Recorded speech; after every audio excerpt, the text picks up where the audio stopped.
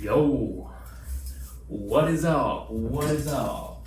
Welcome to the fourth lecture, Bootcamp episode 4, I think. Alright, so last time we spoke about the platforms that we can use to be able to access the market. All of that was necessary to know about today's lecture. Today's lecture, that will be about analyzing the market, but not completely though. It's more about how to know the actions and the consequences, how to see that. Because within the market, within those charts exist the action and the consequences of traders. The actions and the consequences of the buyers and the sellers. If you look at the market, I've explained it already before, that the financial market is more of something like a battle between traders, a battle between buyers and sellers. But that is something more far-sighted, that is something more advanced, in a way. Yeah. In simpler terms, and in terms where you would understand it as a beginner, and the way you're supposed to understand it right now is a bit different, because right now I will be telling you about the actions and consequences that finds itself in the market, behind the charts. We already know buyers and sellers within the market. But I'm going to simplify this by making it into an actual market, giving you more familiar terms to work with. So we have the buyers, which are the customers, and the sellers, which are the merchants.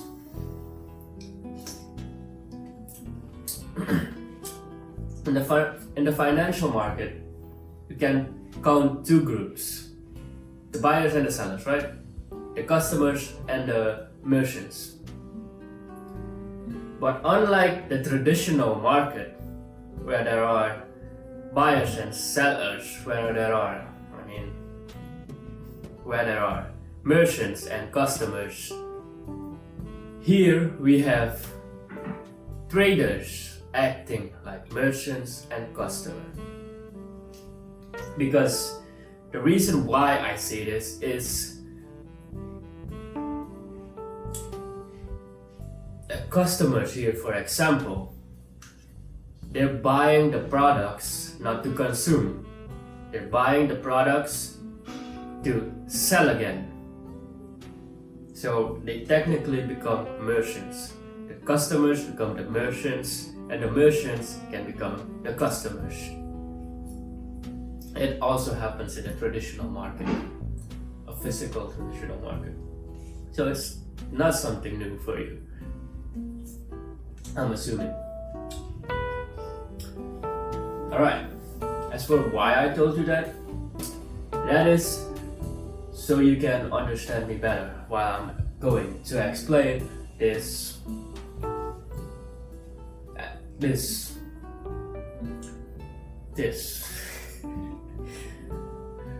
While I'm going to explain where the actions and the consequences can be found within those charts.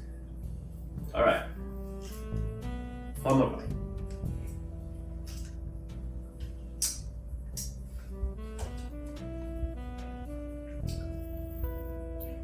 Okay, look with me in this simple design. Okay, so these lines with some width, these lines with some width, let's call these candle lines, because let's call these candlesticks, because they look like candlesticks. They have a fat shape and a line, but they're not exactly a candle because there are lines above and below. But to simplify things, candlesticks. We have the blue candlesticks here and the gray candlesticks. The color obviously is just a reference. In this case, the blue candlesticks means the price is going up, or people are buying. And the gray candlestick will mean the prices are going down and the people are selling.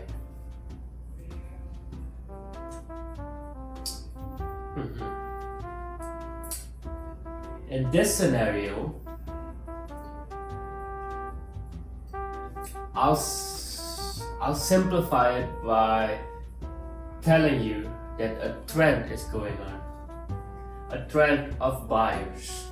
We have a trend of buyers here. That is the current action here. A trend of buyers. A trend where we have a lot of customers that are interested in buying a product and that are buying a product.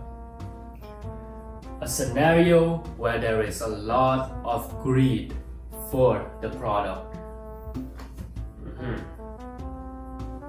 Greed, a lot of greed. That's also something you'll be using in the markets. Buyers, sellers, greed level. So in this scenario, in this timeline, there are a lot of buyers. But look what happens here. A lot of buyers, right? A lot of customers, they buy a great amount. They all buy the product that is selling. But eventually, as time passes, we reach a certain point where price starts to change. The reason, or rather,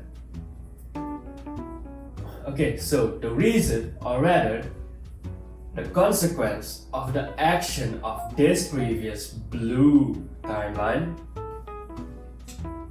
that is because the amount of customers that bought a product have now the product for themselves, they become the seller. Because unlike traditional markets, and because in the financial markets we're talking about traders, not consumers, customers automatically switches to merchants when they decide to not keep their product anymore. And in this case, when the blue candlesticks reached a certain point, the customer became the merchant, and things started changing. The price started going down, which means that the merchants are more than the customers. Because as we all know, basic economy, supply equals demand. Right. Supply equals demand. And I already forgot what I was talking about.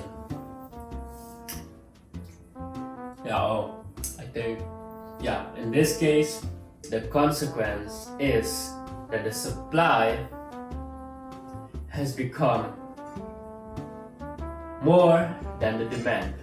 So price decreases, price goes down. There are now more merchants than there are customers. So that is the action and the consequence. The trend and the trend. But obviously, this trend, right? You clearly see two trendings, the uptrend and the downtrend. And that is what we call a bias. A bias, which is what the majority wants. Is there a majority of buyers or is there a majority of sellers? That is a bias. For example, you or me, when I trade and I check the market, analyze it, I then see that the price might reach 10 times higher than before. So I'm biased that the price will go up. And in this scenario, where we see this uptrend, a lot of traders were biased that the price will go up. They were very greedy to see the price up, and they were all willing to become customers, to own a share of a product. And in this other scenario, the consequence, the traders who were customers, let's say this candle, this first candle, in this timeline,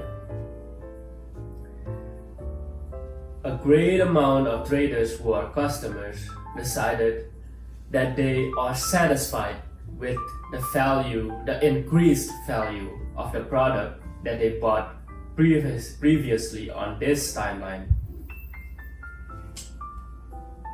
So they decided to sell. They decided to switch their roles into a merchant. And here in this timeline,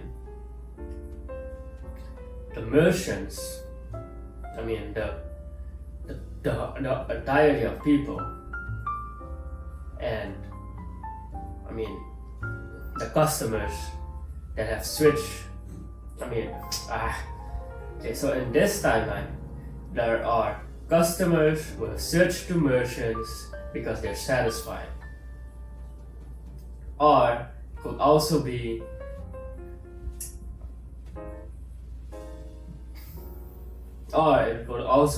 because they were afraid that price will no longer go up, so they decided to sell their product.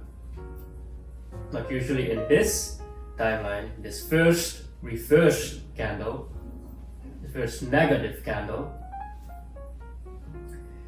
are from the people that bought at a way lower price earlier and they are satisfied with their profit.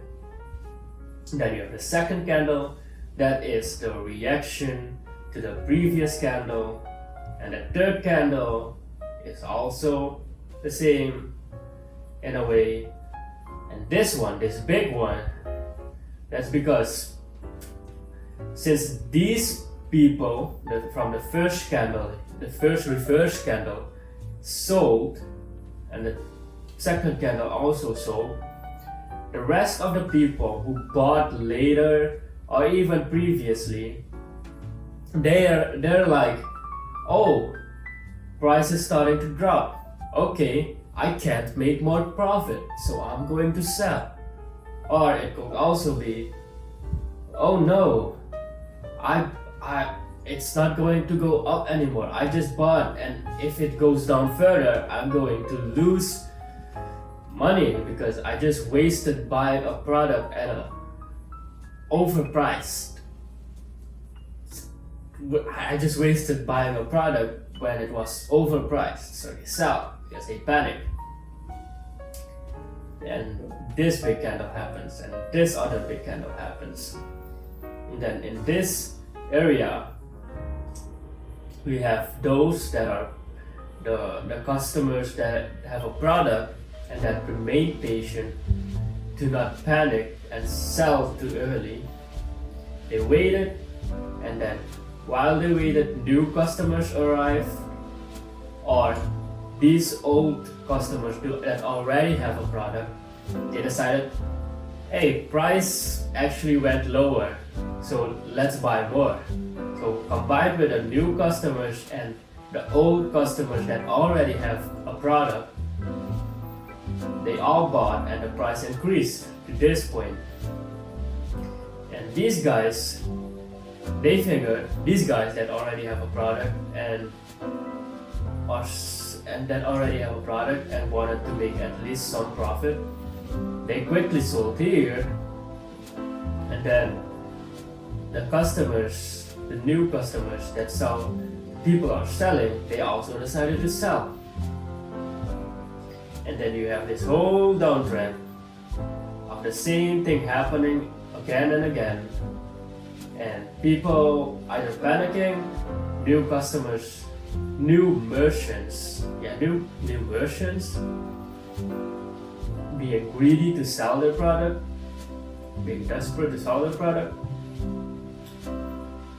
They sell, and the price goes down. That is the action and the consequence, or the consequence and the action. The consequence and the action. It's all balanced, really. It is all balanced. Perfectly balanced. You have the action and you have the consequences that happen right after. And with the consequences happening, you have another action that is obviously going to be the opposite of it. Because this is a situation where it's either this or it's either that. But it's not either this or either that. Because the market isn't only about trending times. There is also stability, where price stabilizes. Kinda here. Price stabilizes a bit before a bias is created. And in this case, it is an upward bias. Price stabilizes, upward bias. Price kinda stabilizes before it goes downhill really fast. Price is biased towards an upward trend before it stabilizes. That's it pretty much. The actions and the consequences. And the way you're going to analyze this, I think if you've watched previous traders before, they make it so complicated. They use a lot of symbols and techniques, whatever patterns. And they say there's a roof, there's a bottom. I mean, those are technically the same as my case, but they overcomplicate stuff. So trading isn't supposed to be overcomplicated. It's actually simple, but because what is important is your mindset, your psychology. Yes. As for why I know this, is because me, in many cases, especially now, I just use a horizontal line to trade with. Sometimes I also use a trend line. That is only for knowing in the future that, hey, last week I was biased that it will be an uptrend. Let's see if I was right. Oh, I was right. It's to remind me of my previous action. But obviously, you also journal your steps so you can always look back to your mistakes. So the extra lines are not necessary. It's just a horizontal line. That's all you need to analyze the market, to know the consequence and the actions. But that's for later. That's for when I teach you the strategy. There's no need for some silver bullet or whatever, rooftop, bottom top. There's no need for equilibrium. Those symbols, like drawing all of those. You don't need to draw any of those. It's just look at the market, read it, see the actions of the traders, and assume the consequences that will naturally appear. And use these lines to make sure that you're looking at the actions accurately. And that's it. That's it, really.